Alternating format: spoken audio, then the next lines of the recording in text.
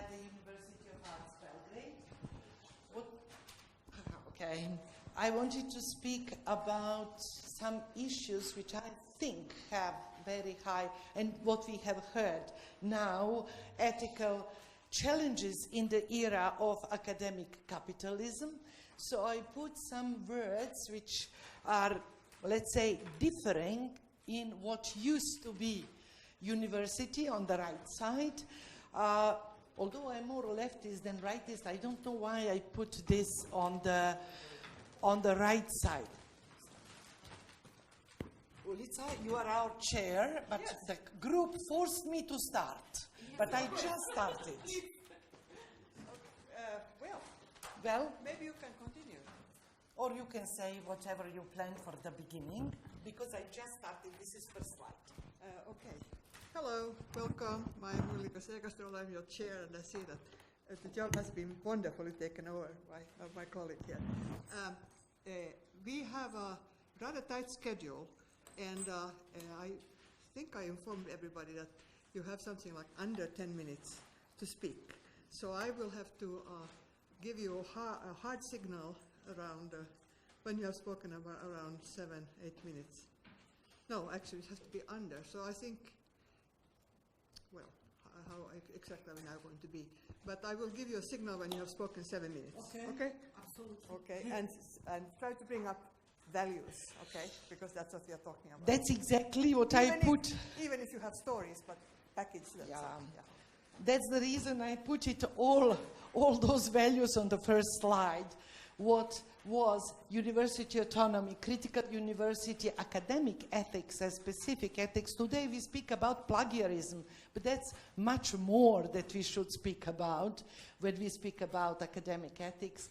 But what we don't speak, academic solidarity, although personally I am a member of the Women in Academia support platform on Facebook, empathy, to consider university in public realm and what we are doing as something in public interest and what we produce as a public good, university as knowledge producer. On the other side, what we are living today is a word of academic capitalism, which is asking us to make people with more and more skills to be employed. And you saw those skills. And those skills are not really values, presentation skills, communication skills, and so on. And that's expanded professionalism. University is more and more entrepreneurial or forced to become entrepreneurial. And as teacher of cultural management, me personally, I'm not having problem with that, but I don't think it should be the role of university. We speak about sustainability like a miracle world, like once upon a time we spoke here about self-governance and so on. But university is more and more on the market under the pressure of managerialism and under pressure of employability of its students. So what are pressures in the time of globalization? Competitivity, we heard that exactly now. Ranking is done according to quantitative criteria, and that's the key benchmark of development. Belgrade University represented itself as being on that place on Shanghai list. Luckily, we, University of Arts, we are not, there is no list who can really be able to rank arts university, although they're trying to do it now because everything should be normativized. Rentability. For every program you want to develop master or doctoral, is this rentable? Can we attract student bodies from emerging markets that could make each program profitable? Few of master degrees in performing arts has been closed for being sustainable, but as the university in Warwick and University of Amsterdam, which is public, Warwick is private, said they are not enough profitable. And they've been closed to join master degrees. We are, as university, under rhetorical, verbal demands to be inclusive, to enable accessibility, and so on. But this is verbal demand because the biggest demand is be competitive, be first, be the best, and so on. So this part of demands stays rhetorical. I used here because I think we lack arts more and more, the art piece of Vahida Ramujkic, a Serbian artist from Serbia, Bosnian origin, about this, knitting of cultural policies and educational policies that really try to knit democracies, justice, social justice, equality, and so on. But everything, profit, mercantilization, is tearing that apart. And, sorry, I don't know what I did, okay? So even us at Art University, we have to, we realize that we have to change, and we changed the approach. And we are now not anymore skill-based university like art schools used to be, playing piano, painting. It was skill-based.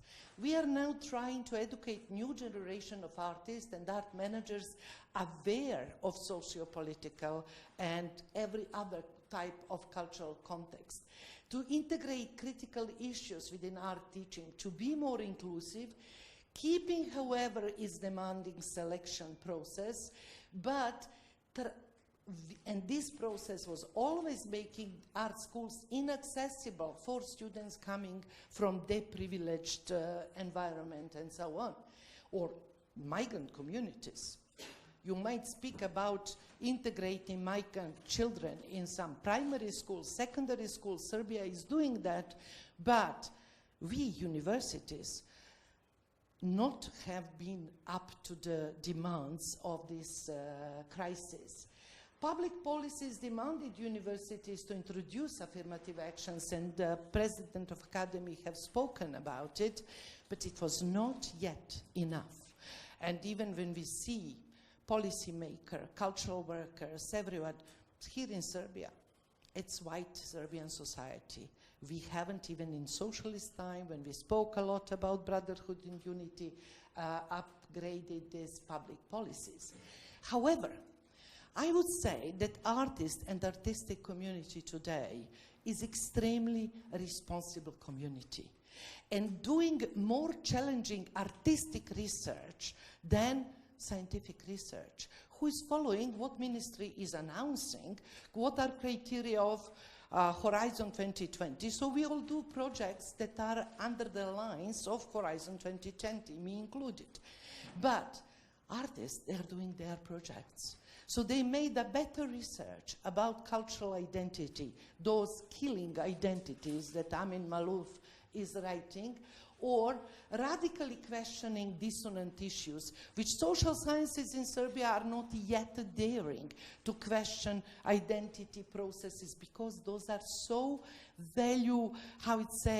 dissonant values in society that it can be very sensitive and politically sensitive. So, for example, about relationship in between Yugoslavian identity and Serbian identity, you don't have academic texts, but you have many artistic research projects dealing with those issues. So yes, and that's something I would like to put on the agenda. We as contemporary university have to behave according to neoliberal demands to introduce managerial and marketing techniques in governance and in audience development, in making our more and more students. So that becomes more important than the content of our work in itself. We are changing our curriculums accordingly, and we are forced, and you heard also the representative of EU that is speaking more and more about skills. So it's not even more about transversal skills, communication, persuasion, and so on. So yes, we have to become service providers, thinking of employability, but I'm coming to my conclusion, and I deliberately took the art piece of Marina Abramovic, which is art piece that in this very moment is, cutting onto the cultural and general audience here in Serbia. that we are so squeezed in between what we wanted to share as educational value and this new university culture of management that endorses benchmarking, competitivity, and comparability. So even the honorary doctorates are given to those that can raise our image and raise our competitivity, not to those who might be even much more worthwhile as artists, but are unknown. So who cares? They're not bringing to our image. Lacking empathy, keeping knowledge as commodity, curriculum is product to be sold, not to the value to be shared and to be improved. Of course, I can speak much more, but I finished. Okay, so if we are following the program here, the next person is Mila. Here. Sorry? No comments. We will go. We will run. So Mila is not here. What? She was upstairs during the other session. She's here. But she forgot. Anyway. Okay. So next speaker is Lenya. Okay. Because I should have him here as first speaker. Okay. I have been I have to time myself. Okay. I have been inspired at this. Thank you. I have been inspired at this conference that I have one topic that probably I should be speaking about.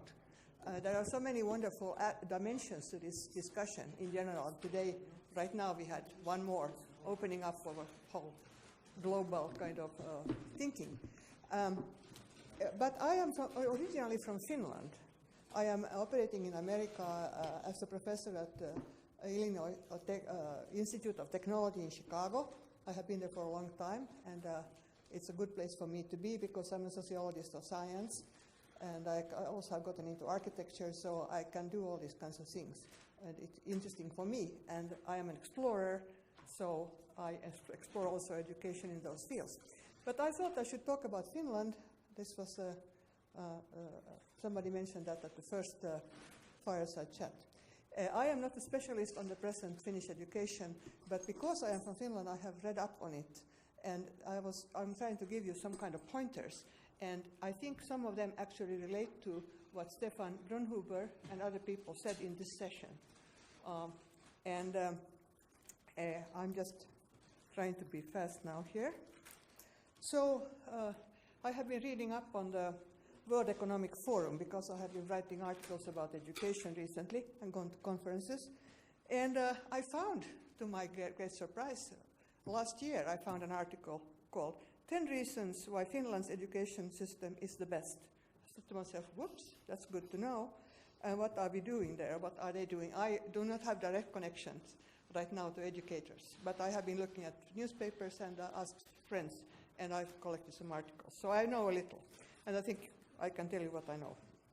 So there was a big brouhaha about Finland being first in some PISA evaluations around 2000 or 2001.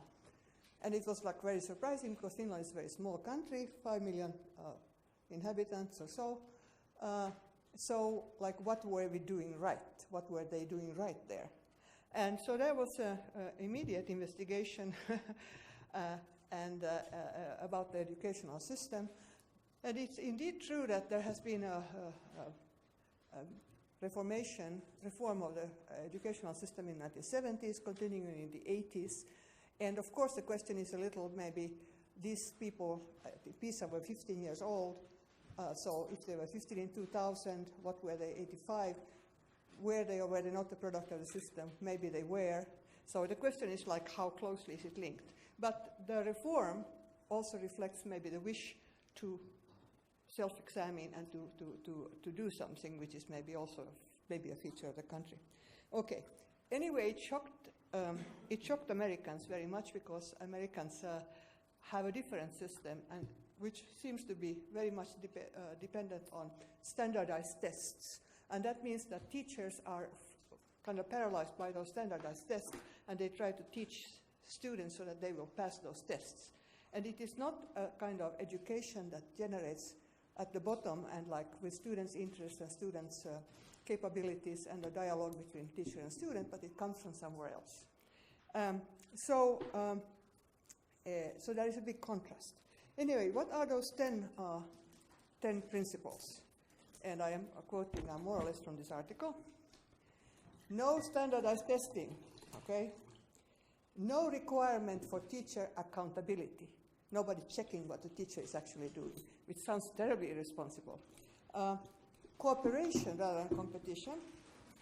And back to basics. Starting a school at 7 years old, not earlier, okay? And then 9 years of compulsory school until the age of 16, and no compulsory school after that. Providing practical opportunities when you get to high school, so that you don't have to do only a university track. There is a parallel track, but you can shift between the two. Starting school in the morning, not very early, but after 9 o'clock. Long breaks between classes, outdoor activities. That's number 7. 8, consistent instruction from the same teachers. To get to know your teacher, the teacher gets to know you over a period of 5-6 years, and which develops trust and understanding. And also where students can get personal attention. Long recesses, kind of breaks, 15 to 20 minutes. And for teachers, a place to relax between classes, and less homework and outside work. And then what are these basic, back to basics? Basics is free school meals for all students, easy access to health care, psychological counseling. So it's really targeting individual students who may have problems and helping them. And individualized guidance. Okay, and then there have been some, of course, questions like, what is this based on, how does it work? And we can say that all political parties in Finland support this. So it is a kind of general take. And it's a general investment in the people. It's a value choice by the state. Let's see where it's going to go. And what is special about this, I think, is that the teachers' self-concept as teachers is tied in deeply with the success of their students. They are high professionals, these teachers. They are highly regarded socially. They have master's degrees, which are very competitive, actually, because there are people who love to be teachers who actually become teachers, and they want to be successful. And they are highly regarded socially. So that's very important, of course. And now we get to the interesting point that we got from Stefan Brunhuber and also other people, that there are many layers of, many reasons why students learn or don't learn. And Brunhuber already at the Rome conference was telling us that a great part of student success is not what they learn, but it is, do they have a friend in the class? Okay, and other aspects are things like, do you get food? So there are lots of externalities that are important, which sounds almost ridiculous. And now we heard that even those are not enough, but there are other kind of totally non-cognitive or not very clearly identifiable factors that we have to track. But I believe that there is some kind of, this teacher education in Finland is based on research. It's a scientific, and I think they are actually tracking all this stuff. The idea of serving food is already good, I think. So there can be some core values, and it's an expensive decision. On the other hand, if you factor in the total economic calculation that people who drop out of school maybe end up in jail or on the streets and other kinds of dysfunctional things, maybe it is just the right thing to do. So I think I'm rather defensive of this. Okay, now I was a little too long. Okay, so the next person The next person now is Charis. So that is you, okay. Take over here. Okay, who is Charis Psaltis? He is from Cyprus and from Nicosia. Okay, thank you very much. All this is very relevant to my talk. And it relates to something that in the previous plenary session we heard from two people, Stefan and the person from UNESCO. The name escapes my mind now. It's about how important social relationships are and the quality of social relationships. So I think that's really crucial because what we heard earlier is that this meta-analysis of meta-analysis actually pinpointed to something really crucial in learning and development, which is the quality of social relationships. And this makes us go back to some epistemological roots in the theory of Jean Piaget, because there is one aspect of his work, it's the social psychology of Jean Piaget that is actually lost in the history of ideas, and I think we really need to recover the idea. But then there's also something that comes from my experience working in a divided society. So Cyprus, as you probably know, is divided between the two communities. There was a war in 1974. People got killed. People got captured. People went missing. So there is an important element of discussing social relationships in the context of intergroup relationships. And I will show in my presentation how important that is also for learning and cognitive development. So this is how Cyprus used to be in 1960. After 74 and the division, it became divided into communities. But in 2003, we had some positive developments because there were some checkpoints open between the two sides. So since then, people had the chance to have contact with each other, speak to each other, and I will discuss the importance of that. These are just pictures of that special historical moment when the checkpoints opened back in 2003, and everybody rushed to cross to the other side. What you see over there is just 5 meters from that checkpoint. And it's now renovated by an NGO called the Association for Historical Dialogue and Research. I was involved in this process of renovating this place, which is still in the middle of the two communities, patrolled by the UN. So this is the UN buffer zone. It divides the two communities in two. So what I will be discussing is how the ideas of Piagetian theory, the values embedded in that theory, somehow found their way into policy making at the civil society level through the work in this educational center, and then later on how they influenced policy making at the highest possible level, because there was just 3 years ago the establishment of the so-called bi-communal technical committee by the leaders of the two communities. And this committee had the task to propose measures, educational policy measures that would bring students and teachers of the two communities together and think about the future of Cyprus as a unitary federal state that would somehow bring together the competing needs of communal autonomy with some unity at the federal level. So now I go to I start from the theoretical idea. Piaget talked about both the cognitive and the moral development of children. And his most valuable, in my eyes, book, which is probably also the most overlooked, is the 1932, note the date, it was just the emergence of fascism in Europe, 1932. And I think the way he framed his work, it was a response to that rising authoritarian tendencies in the world. So in the moral judgment of the child, he makes a very basic distinction between two types of social relationship.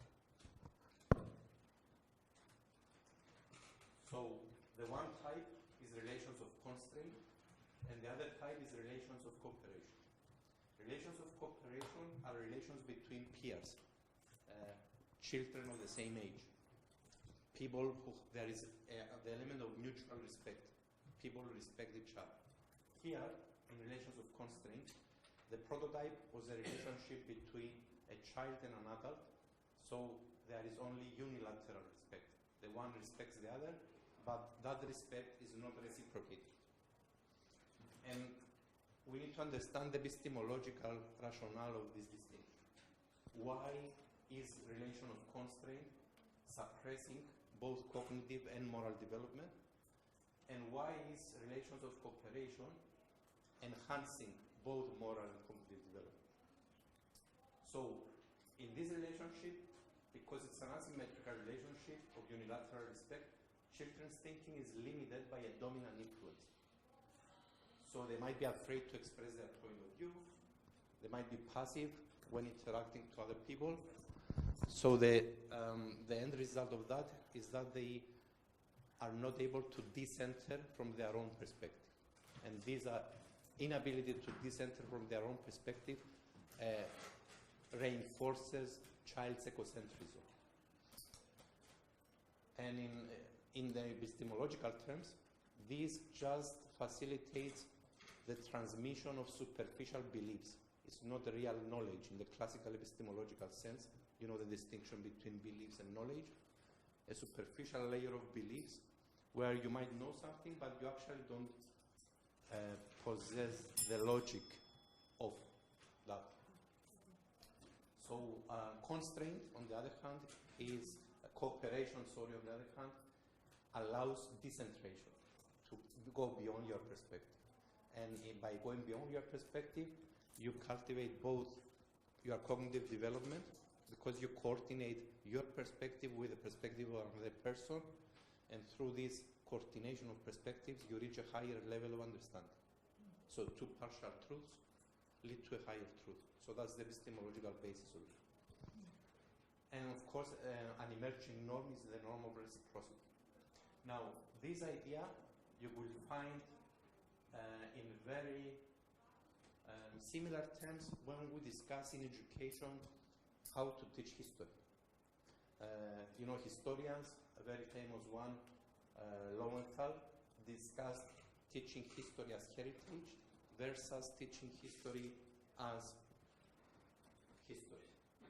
The more scientific way, you know, the past as history.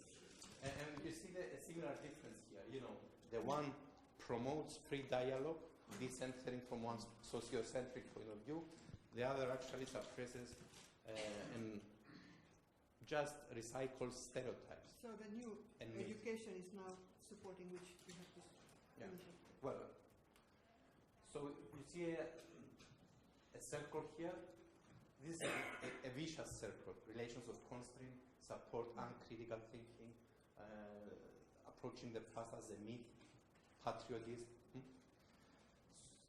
And this is what's the opposite of the vicious circle? Virtuous circle. Virtuous circle. Yes. This is values again, right? Okay.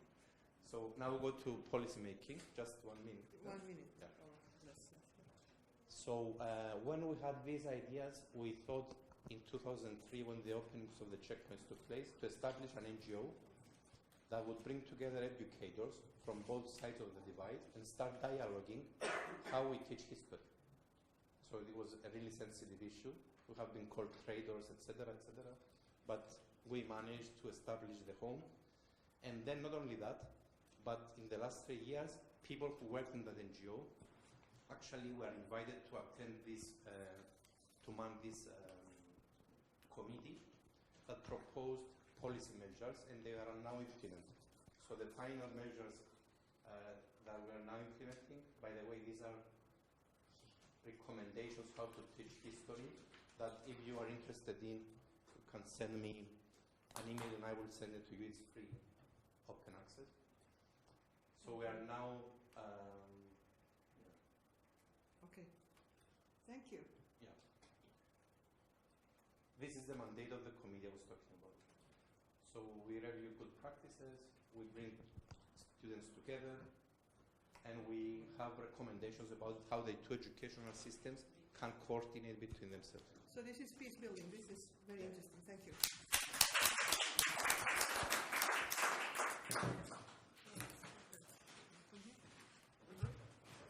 You want it here? I speak next. Yes. First of all, Okay. Who are you? First, I should say. I should introduce you, Oksana. I should really introduce you. Sorry, I'm a bad chair.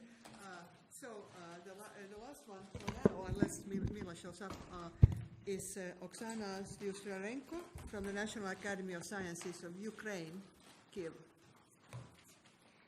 thank you. First of all, I want to thank you very much. Please, help me. Thank you. Just turn this one so that you know. Yes, you have his hand. and I need this is the next.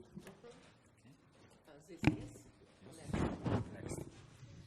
I want to say thank you very much, Ullica, because before prepare our conference we had the good cooperation, and Ullica said me, Oksana, what advice would you give to the reforms? The main advice to be careful, very careful in the reforms, not to lie, not to be later, and not to be get ahead to the events of the rapidly changing reality. My some short comments about our discuss today and yesterday, and especially about the speech of Prime Minister of Serbia. Today we see that in the process of the education is it possible to completely rebuild the consequences of people, special for young people, and actually a reform of consequences of preschool children. And given that our preschool education is now included in the process of continuing education, and there are children from 1 year to 7 years old. Previously, children received specific knowledge. They were taught the use specific algorithm to solve typical problems. Today, we all get stupid every day, due to the fact that the amount of new knowledge produced daily is much greater than the ability on human brain. Accordingly, this teaching method is outdated. Now the children must first be taught the competence of finding solution. In the new dynamic world, is it adaptation skills that will be help to succeed in the profession, in education reforms. Much attention has been paid to the formation on the innovation person. It is said that it is necessary to form the person who must be adaptive to constant change, to be the producer of this change, and to have the entrepreneur's spirit, etc. That in the fact we are talking about the formation of a new person on new principles, and this must be done from preschool age, from early childhood. Next, my short comments about distance learning. Distance learning is entering more and more into our lives.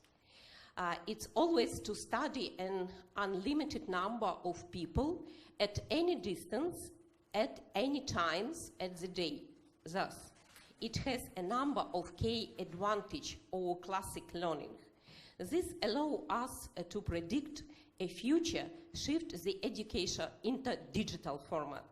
With that, I said earlier, and that the amount in new knowledge is growing progressively, we will be faced a tendency to gradually squeeze classic university out of the market, just as online stores and banks are crowing out their classic competitors.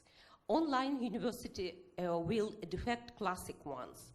University previously had a monopoly on the knowledge, on their iniquities. Now, in the network, you can find any answer very easy, much faster than in some department, some book, some library.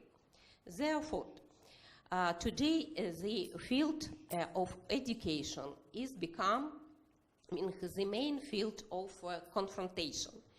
On the one hand, we are witnessing in integration of our university in the global education market, followed by mission a total restriction of consequences.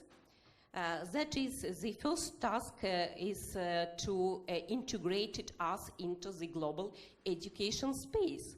We should work for the transnational business and not for the national interests. And the second, to transfer people to a completely different system of values, restricting or shaping worldwares. I want to draw your attention not only the principles, but also on the mechanism, and most importantly, to the risk and threats that we have arisen in the last decade, when the new influence on the education system is becoming more pronounced in all countries.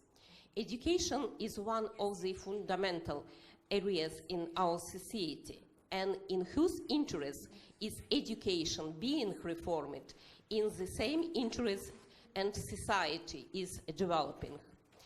Dear colleague, recently almost all spheres of human life undergo global change, including the sphere of the education. Yes, of course, it's dependent on the country, on culture, on the mentality of the people living on the particular territory of the particular state. But in the main, these changes are dictated by global processes and development trends of mankind as a whole. The main risk and main threat of the education system that we can discuss today. First, education turned in the system of zombie or coding of the person and laying the caste principle in obtain education. Second, the transformation of a children's talent into a product, while implementing the approach of investing less and selling more expensive. The next point, the creation of new education standard, the introduction of distance education, and accordingly, as a result, the total change in our society and man. Creation of the digital school, electronic diaries, electronic passports. Of course, nowadays, already doctors, biologists, and psychologists are sounding the alarm about the problem of digital learning, which already have such negative consequences as the mental retardation of children and a digital dimension and all consequences. The transformation of the education system, and here we can task about the health system as a business project. In this sphere, automatically go into the category of service in the budget of countries. It means commercialization of the education sector. We can see the increasing executive of parents from the system of parenting. Parents are responsibility for raising their children. Why the influence of parents on the formation of the education standards is virtually nullified? In this case, I am talking about the countries, especially former Soviet Union countries. And so the legitimate question is, who pays the main role in creating priority in education reform? The introduction of the biometric system, chipization, digitalization, really change our consequences. And after, we don't notice how the values in our children are formed not by parents, but by other people. And today we can trends when the parents become the most powerless category in our society. there are human rights, minority rights, and well, the rights of parents in new education system. Thank you very much. Very good. Perfect.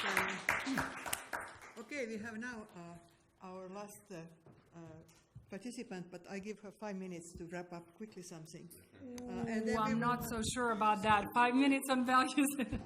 No, but because Can I so speak late. from, I'll just speak from here. Speak from here, yes, exactly. But everybody went through, all 4 presenters Yes, already we went have done, through. and I was very brutal with the first one, especially because I thought we had very Okay. little time. Yes. Yeah, did you need? I'm good. No. I forgo the know presentation. You can speak at least so Ex- well, so that you can just, Exactly. So thank you for your patience. I guess I thought we are the very last session in the day, so I was building a completely different project here on global leadership in the 21st century by World Academy of Art and Science. And crucial part of that project is a sector that is addressing global education and transformation of global education. So I was working diligently on the very issues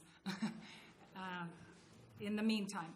So one of my primary interests as a teacher, as a student, as a mother, as a colleague is trying to figure out how we can generate long-term qualitative change for exponential development. And I'm going to unpack that. Long-term qualitative change for exponential development. In my own practice as an artist and as an academician, I teach workshops, labs, performances on science of transformation and art of fulfillment. What I'm talking about is a kind of individual and collective, scalable, spectral guidance system for sense-making. My colleagues from previous sessions were saying some exceptional things in a session that was up there, like Anne Snick and others. So it will be amazing to just listen to them, and I feel fulfilled already in what I'm doing. But the sense of how do we entice and bring forth a sense of higher perspective coupled with deep knowing, with finer sensing for the broadest base impact. I mean, this is a huge framework to address and capacity to build. And in that process, to be truthful to the science and equally to the art, I speak of transcendent equations, right? And algorithms of success that catches people quickly, meaning that you have a sequence of actions that you apply that lead to a desired goal. And there are steps that we can apply in order to achieve where we want to be and accomplish what we want to accomplish individually and collectively. Interestingly enough, in order to produce or generate higher results, we need to apply higher principles, right? Now we're hearing more about systems thinking, complexity theory. We understand that we have to elevate and deepen simultaneously our capacity for thinking and visioning in order to be able to rise above the ground. First of all, to be safe in the climate change world, climate aware world, I guess, but equally to understand what kind of solution we can generate. So what are the laws, the measures, and the results that determine the worth, the price, the meaning of anything and everything? Typically, those are qualities, properties of a system, if you want to speak scientific language, that are characterized by paradox. This will be a different kind of property that you have to have in order to have higher form of accomplishment, which means that you have to apply principles that are guided by paradoxical logic. What do I mean by that? You have to apply properties that multiply by division. What are the qualities that actually have a different capacity to multiply by division? They're not governed by ordinary laws. Those values such as trust, beauty, integrity, authenticity, compassion, self-giving in the world are that kind. How do you test certain values that you are applying in the world? By their application. If they do not produce a counter effect, then you know you are applying something truthful to the very essence of the property and principle you're applying. If they do, then we're lacking in the capacity to apply them properly. Even the notion of justice and freedom, if it is not freedom for all, and if it's not equalizingly elevating all, even beyond our human notion of justice, then we're going to have a problem. What does that mean? That means that if you apply justice that is so radical and only based on the human or on the physical laws, you are going to have a counter reaction. Typically, we have seen that in revolutions that are very justified in how they're applied, right? But what they produce in reverse is scary, right? Equally. So paradox is what guides these qualities, right? Inclusivity, such as unity and diversity, the motto of the World Academy, is what defines these qualities. They're integral in approach and effect. They have integrating capacities. They're co-evolving and mutually productive amongst themselves. They're balancing and harmonizing. My colleague Leora Weinbach spoke about a capacity that we're naturally wired to harmonize. We want to be seen. We want to be approved of, right? And that she's playing into that quality. They're also exponential, as I mentioned earlier. And if you don't trust me, speak to Rodolfo Fiorini, who can actually build mathematical models for you to tell you that. Because they are not additive, not cumulative. They're multiplicative in an exponential way, which means that they're transformational. As you up-level something, it changes the very quality of the process and the person that applies it, or the element, if you will. I'm intentionally using scientific language. So transformation is the process now of the conversion of values, of the conversion of energies and principles that are then revealing to us what is worthy, what is worth, what is wealth, what is wisdom, what is well-being. We have, and I'll be quickly running through a model that we all know, which is Maslow's model of needs, which is this triangle that leads upward, and I don't have to talk about that, we all know. But I have recently got the joy to work with an amazing, wonderful Richard Barrett, who has added a whole other downward-facing triangle into adding a whole series of aspirations to the needs and the realization of needs. So I would highly recommend that you look at the work of some of my colleagues that I mentioned. So what happens here in the domain of the Maslowian discussion, the needs lead to a realization of an ambition or an aspiration. But we have seen people come from excruciating conditions, 27 years of prison and deprivation without aspiration being untouched. In fact, being activated at the highest possible level. Who am I speaking about? Nelson Mandela. Not only was he at 27 years of deprivation of basic needs, he emerged and actually launched his mission on a global level, becoming an ideal, a role model of a certain fulfillment, right? An accomplishment, incomparable accomplishment. So what happens in the domain of needs is that even when it's up-leveled, it leads to ambition. But ambition is about doing and having, and aspiration is about becoming, about being. The ambition and the needs are about repetitive, typically just temporary, unfulfillable. You're hungry. You eat, you're hungry again. But the notion of fulfilling and the notion of affluence comes from the domain of aspiration.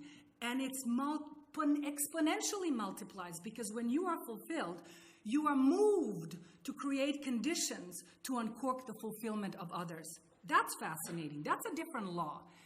The needs are the domain of resources.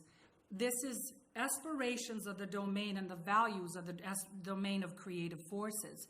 The needs are always first and foremost satisfied on the individual. The aspirations always want to uncork the individual with significance to the collective. The needs are always based primarily focused on creating and teaching skills. The aspirations are of engendering values that multiply exponentially in an inclusive, integral, way, right? Can you So, wrap up now, yes, please? I am there. So, values are nurtured in a social context for their integrative nature, right? Skills can be learned by anybody, by themselves, to a degree with an instrument or a tool. They're amassing and they're about combinatorics.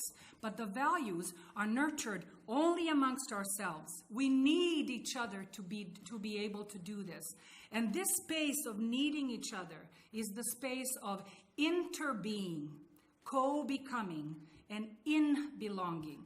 So my primary interest, and I'm approaching the end of this this sharing with you, is that to teach children of values, as my colleague Srijit, who comes from Global Institute for Integral Management Studies, based on the teaching and guidance and consultancy of Gary Jacobs, which is a great point of pride for us at the World Academy, he has shown in his very school what happens when you invest so much, he's an investor, in an educational model that is so focused on fulfilling needs, fulfilling the needs of the market, fulfilling employability needs, without refining values, and without uncorking, not only satisfying this, but uncorking the limitless potential for development.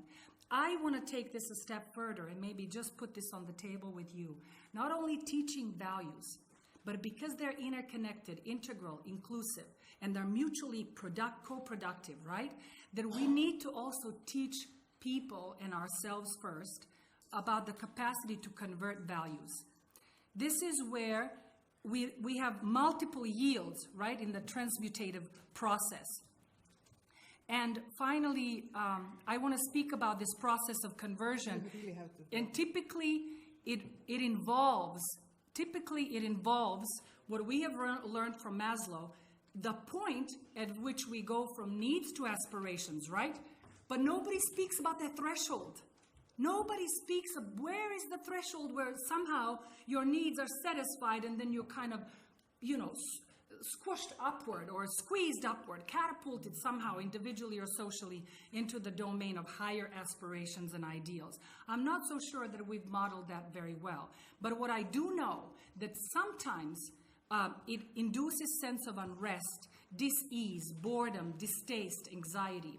Maybe if we think about our own processes this way, about the processes of our students, about the processes of our colleagues, maybe we will be imbued with empathy to understand that we now can appreciate those threshold sensations and sentiments in order to recognize that they're transformational tightening before the expansion, and that we will appreciate more the process of evolutionary learning, which for me is initiatory learning, meaning attending to the phases and processes of life and life's intelligence.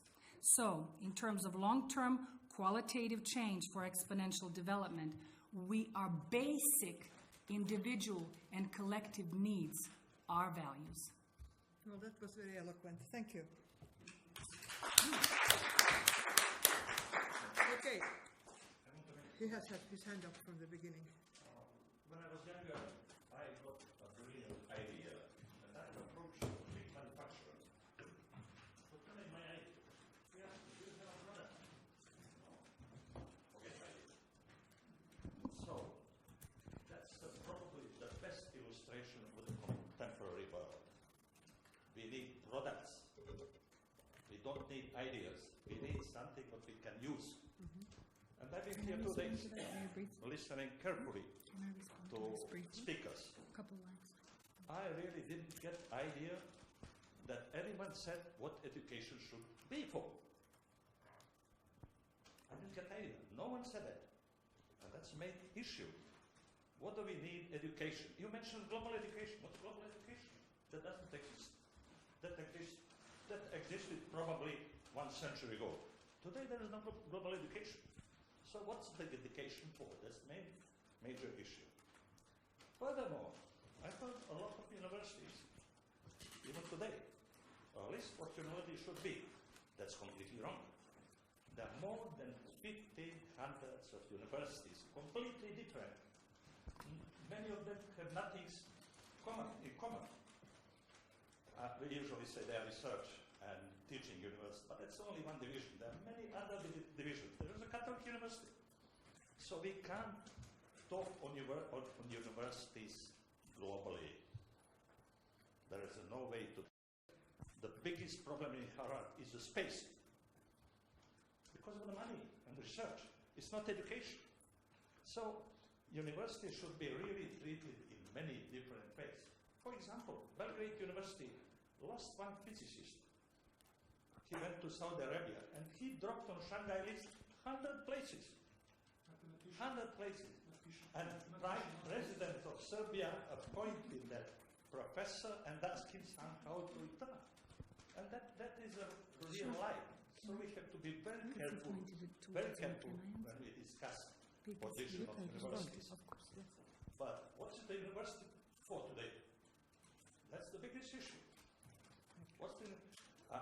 I found my country has a state budget 2 billion. Harvard has 50. 50 billion is the budget of Harvard. What we are talking about?